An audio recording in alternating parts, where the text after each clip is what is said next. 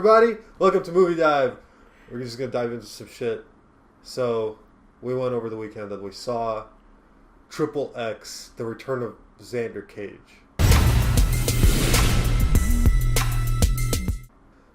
This was a movie. What'd you think of... It was a movie. It was a movie. What did you think about XXX? The Return of Xander Cage. Oh. Why is he XXX? Because it's extreme. Heard it here first. It's enough X's to be really extreme or really naughty, depending on your predilections. This movie was not really naughty at all. It was very tame, actually. It was in terms of like the graphic, like what they show. Mm-hmm. Pretty tame. No blood, no guts. Well, wasn't it PG-13? No really sex or something? Yeah, it's a solid PG-13 movie. They say shit and fuck once in a while. So yeah, once in a while. It was annoying to me. I don't know why I was annoyed, and I think it's because it doesn't make any sense. Not at any point does it make sense. They just do everything. This series, I think, is just supposed to be about, oh, this is the most extreme thing that we could possibly do, you know, in terms of, and I'm not even talking just action movie, I'm talking like extreme sports. That's their angle. They're going, oh, we're going to have him skateboard, and he's going to ski down a dirt mountain, and he's going to have jet ski motorbikes for some reason. Their dirt bikes become jet skis. It doesn't make any sense, but it's like the rule of extreme, you know? And it all adds up just to be this annoying mess that doesn't seem plausible. Not that I'm necessarily looking for plausibles, because I love the hell out of the Fast and Furious movies. But this is not Fast and Furious. This is just crazy. It does want to be Fast and Furious. But it just kind of... Fast and Furious has those little personal details. Relationships between people. Yeah. Characters that you care for. In here, it's more of like a cartoon where they just get the gang together and they have no real stories and no real, like, even though it's like a gang up like type movie, nobody really has any special skills. No. They're just, wait. They're just together because they think they're dope. That one guy can DJ. Yeah, one of the guys' thing is he's a DJ, and another guy's thing is that he's crazy. crash cars into stuff. Like, they're literally like, we need to have this guy on our team because he has 198 recorded car crashes. Like, okay, great. So this guy sucks at driving. That's his fucking thing. Xander Cage declines to have trained soldiers because, you know, they're stooges. They're representations of the man. He doesn't want anybody who's had any kind of training or experience. He needs people who can crash through walls. He needs and people who can lay down a sick track. So that's what he's looking for. That's all he wants. He gets it. I'm not gonna have clowns watch my back. Who would you trust? The good, the extreme, and the completely insane. Oh, he also gets Ruby Rose, who can... Who's Ruby Rose? She's the chick who's a sniper. Oh, okay. Yeah. Cool. Why is this significant? Well, you know, she can snipe stuff. You brought her up before anyone else in the movie with Donnie. I brought up the DJ, and I brought up the guy who can crash the walls. Yeah. Now, if you want to talk about the other people who aren't actually on his team until later, hell yeah, we can talk about Donnie Yen, because I freaking love Donnie Yen and Tony Jaa, who are the only didn't get to do enough. Really, real people in this movie. They're the only people who are worthwhile. Tony Jaa, you know, did Ong Bak and like The Protector and like a whole range of like martial arts movies in Thailand, and like his thing is that like all the movies he does, like when they do stunts, he does his own stunts and they don't cut the camera like as much as possible, so you get to see him do like some weird kickflip onto a bike and just like, you know, totally dominate everyone with his physicality, and none of that is in this movie. Nope. And that is sorely disappointing. Not even a little bit. And that's probably the part that kind of really broke my heart, is that like Yeah, like they have all these cool guys, and they're just. That was the first thing you said when you walked out of the theater. Yeah, it was. They did not. It was really disappointing. Really. They poorly used Tony Jaa. Yeah, they underused Tony Jaa, and Donnie Yen actually had like a pretty big part, and he's like I like him as a martial arts dude. I love him. But he only got to kick ass in like one scene, and he did all his like sweet like Wing Chun stuff, but it was it wasn't as good as like his Chinese movies. I think that's like really what this movie is, just like a bunch of stuff that was better in other movies. But it was so much of this stuff all together that to me it sort of worked. Like, because the amount of times worked for you. The amount of time, well, it was entertaining. I found it fun to watch while I was watching it. Okay, just so we're clear, this movie does have a scene where they use dirt bikes and they drive the dirt bikes towards the water. They jump the dirt bikes over the water, and then jet skis, like skis, not jet skis, skis pop out on the bottom of the wheels. Regular ass and then they roll around. It's like a jump the shark moment. Then they, roll around on the water, CG style. This whole movie, like they're supposed to be jet skis. Jumping the shark is the premise of the movie. Like, no, it starts out with Donnie Yen crashing through a skyscraper window. You know, the ones that are like reinforced, so you can't shoot or break through them. Which they mentioned. And he jumps through it like from a 70-foot drop. So that starts with him dropping through this glass window and killing everyone in a top secret like CIA high level like intelligence commune or some shit like that. And then they cut from that to Vin Diesel, who jumps off of a radio communications tower on skis into a jungle. And he skis through a jungle. Alright? And then, so after all of that, only after then, they go surfboarding on bikes. That makes no fucking sense whatsoever. And so, like, in terms of making me audibly go, what? Yeah, that's what it works. In the movie? This movie I must have gone, like, every 10 minutes. I'm just like, how is this even happening? That's, in that sense, that's the movie.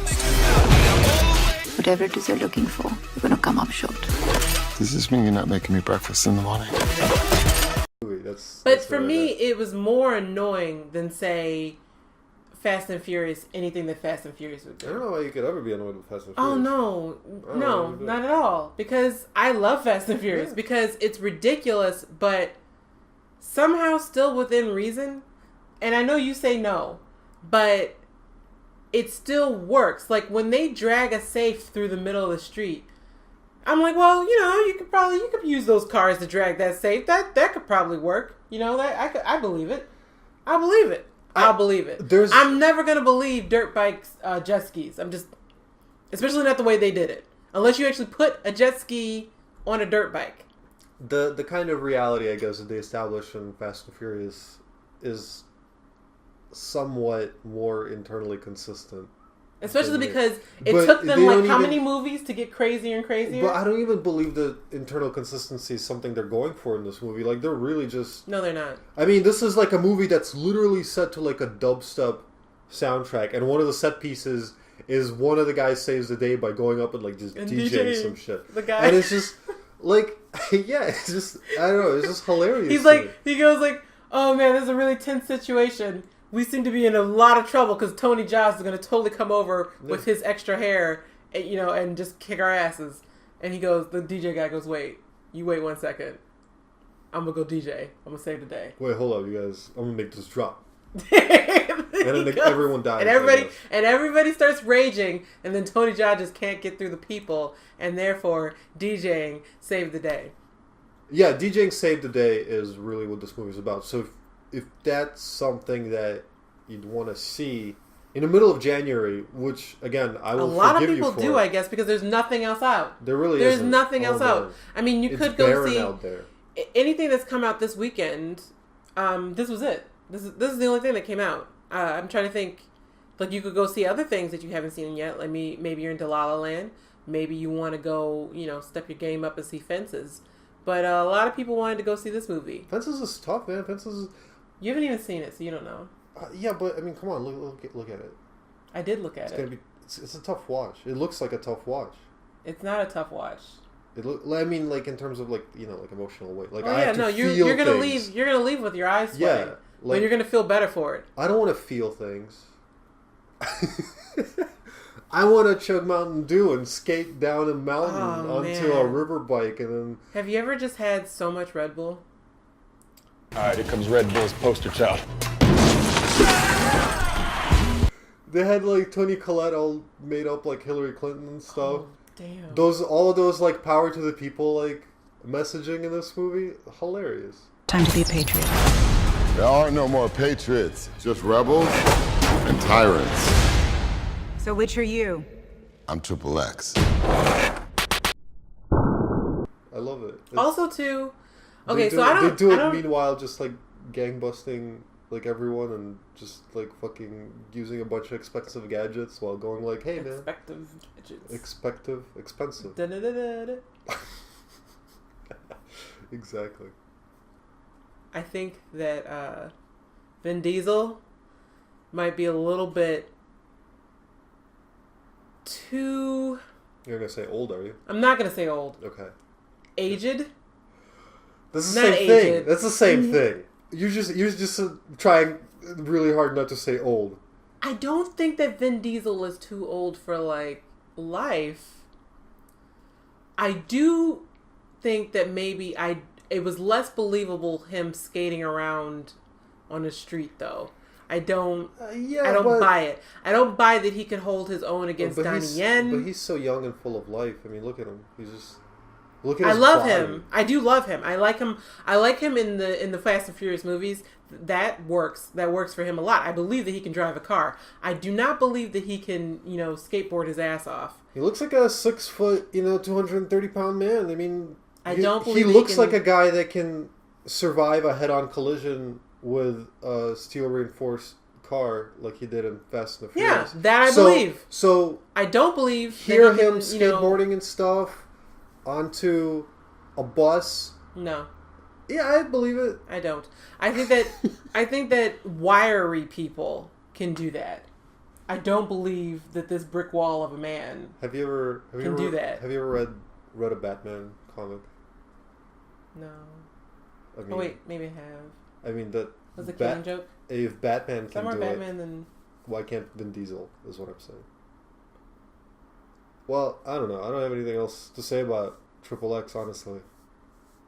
Unless you do. I mean, yeah, but that's what it is. I think the only thing that I wanted to note is just that, and of course we didn't watch. I don't even think you've seen the first few movies. I haven't seen the other triple. I remember falling asleep in the middle of the first one. So that's high praise. That's what I think is a testament to what it is. But we didn't definitely rewatch better them than that for this movie. Yeah, I don't really remember them, but doesn't matter. It does have a different flavor than some of the other movies that are coming out now. It's supposed to be more extreme, more manly, more rough and tumble, And then for this movie, because, keep in mind, for the first two or however many movies there are, they had Vin Diesel and they had Ice Cube as their stars. These kind of like bigger, brawlier dudes who are just meant to walk around and, handle guns and cannons or whatever. And then for this one, they have martial artists coming in, and they're in the XXX program. So definitely they're changing the flavor for these movies. Who knows where they're going to go with these? I don't know. I would have to say is I like the representation of women in this one. Besides the fact that they were largely objects, they also had two women trying to be badass. They had a good racial representation. They were really trying to go for like the whole diversity thing, and I think it worked. Oh, yeah. It was never like a thing in the movie, really. Yeah, no. But everyone was their own token representative of whatever. Yeah. For goodness sakes, they had I guess she's Indian. I'm not quite sure if she's Indian or Pakistani.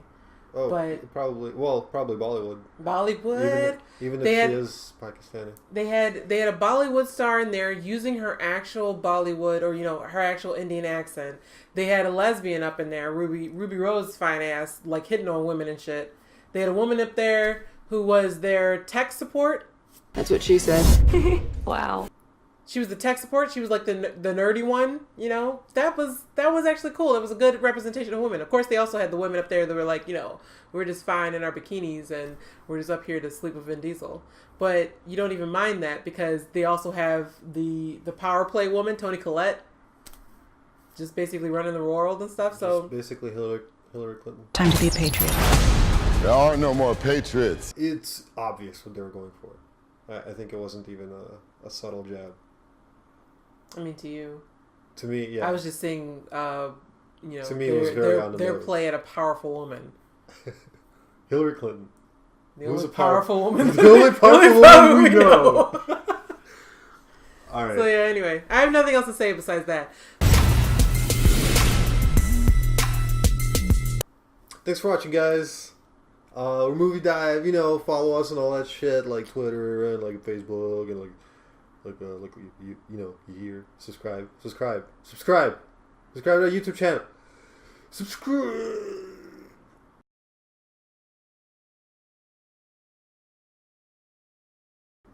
No, I hate Red Bull. I really do. Well, you need to step your game up. So I love go Red ski Bull. down I actually the mountain. like Red Bull as a company, but not as a product. Let them know. I hate their drink. Damn. I just like all the stuff they do for sports. I really think it's dope, but the drink is disgusting. It's just like piss garbage. Yeah, it tastes like sour moisture absorbers. That's how I feel about this movie. Yeah, like this I said, movie was a if you sour don't- moisture absorber.